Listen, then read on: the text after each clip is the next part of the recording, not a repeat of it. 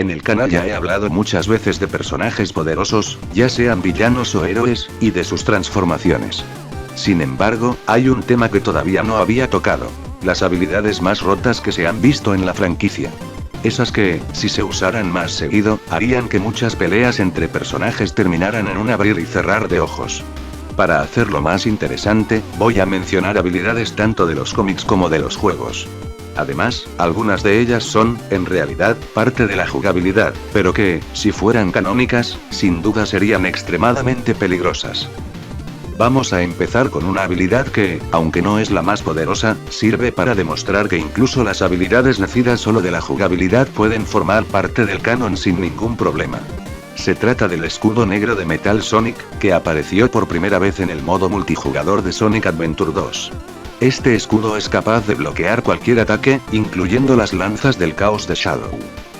La cosa no se quedó solo en los juegos, porque en los cómics de Archie también lo vimos en acción, resistiendo a los martillazos de Amy, ataques de Mega Man e incluso rompiendo la telequinesis de Silver.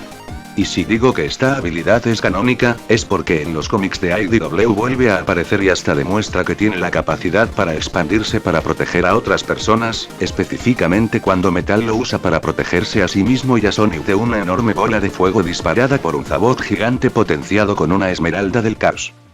Ahora vamos con una habilidad de Shadow que es exclusiva de Sonic Chronicles y que suena tan exagerada como poderosa. Falla Chaos. Cuando Shadow logra acercarse lo suficiente a su enemigo, junta energía en sus manos y crea una grieta en el tiempo y el espacio, que luego lanza directo contra su oponente. En el juego, si esta habilidad tiene éxito, es básicamente un one shot, o sea, derrotas al enemigo de un solo golpe. Pero según la propia descripción de la técnica, la idea no es simplemente hacer daño. Lo que Shadow hace es mandar a sus enemigos a quién sabe dónde. La versión en español dice solo que los manda lejos, pero la versión en inglés es más fuerte, porque habla directamente de desterrarlos, lo que podría dar a entender que, literalmente, los expulsa de la realidad. Si uno tiene en cuenta todo lo que pueden hacer las esmeraldas del caos, no suena tan loco pensar que algo así podría ser canónico, sobre todo recordando que este juego originalmente formaba parte de la continuidad hasta que pasó el famoso evento Penders. Y ahora una habilidad bastante única y, seamos honestos, bastante rara también. Las llamadas manos mágicas. En Sonic Adventure 2, si Sonic consigue las púas amarillas para los guantes, obtiene una forma muy particular de atacar. A distancia, el erizo azul puede hacer que sus enemigos se encojan y queden atrapados dentro de una esfera transparente que luego puede sostener con las manos. Después, literalmente puede caminar con ella y lanzarla como si fuera una granada contra paredes u otros enemigos para destruirlos. Incluso puede hacer esto con los IEPs de la base de Gun, lo que da a entender que esta habilidad no parece tener un límite claro.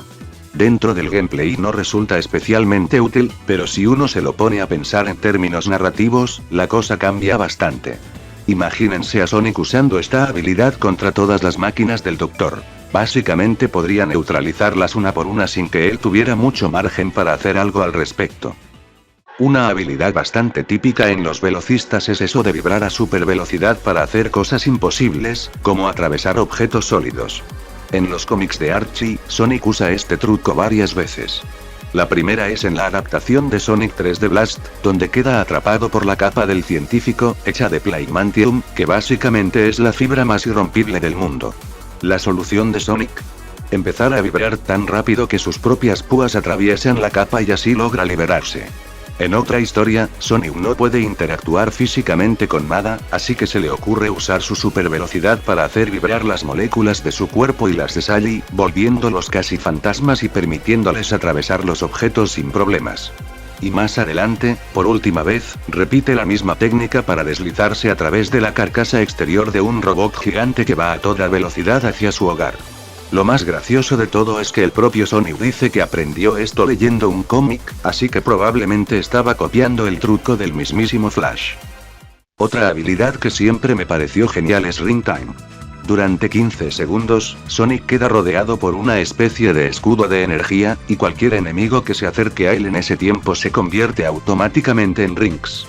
Esta habilidad solo volvió a aparecer en un par de juegos más, los de Sonic y Jump, donde funciona de forma muy similar, con la única diferencia de que el erizo queda rodeado por un anillo dorado y destellos del mismo color por un tiempo limitado. En Sonic, las técnicas de sellado tampoco son nada nuevo. Shadow, por ejemplo, usa un artefacto llamado el Cetro de las Tinieblas junto con una Esmeralda del Caos para sellar a Méphiles, aunque este tipo de sellado puede salir bien o muy mal dependiendo de lo poderoso que sea el enemigo. También sabemos que con las Esmeraldas del Caos y un cuerpo que lo aguante, se pueden sellar entidades como Iblis dentro de un ser vivo, aunque si no hay compatibilidad, como en el caso de Silver, directamente no funciona. Pero el caso más bestia de todos es el de Tikal. Ella es una ejidna sin poderes especiales y aún así se usa a sí misma como sacrificio para que la Esmeralda Maestra pueda sellar a Chaos. Y ojo a este detalle, porque es clave. Chaos estaba en su forma perfecta cuando pasó esto, y además fue un sellado a distancia, o sea, Tikal ni siquiera estaba frente a él cuando lo selló. Esto te deja pensando. Si alguien como Tikal, que ni siquiera era una guerrera, pudo sellar a Perfect Chaos, que estaba al nivel de Super Sonic en Dreamcast, ¿qué podría hacer un guardián entrenado como Knuckles? ¿Sería capaz de sellar a algo todavía más poderoso, como Dark Gaia? Suena exagerado, sí, pero recuerden que el precio de hacerlo es que Knuckles terminaría estirando la pata. En Sonic Battle hay un montón de habilidades interesantes, como por ejemplo la de Sonic, que le permite curarse usando su propia super velocidad. Pero seamos honestos, el que realmente se roba el show acá es Shadow, porque usa distintas variantes del Chaos Control tanto para regenerarse como para hacer daño.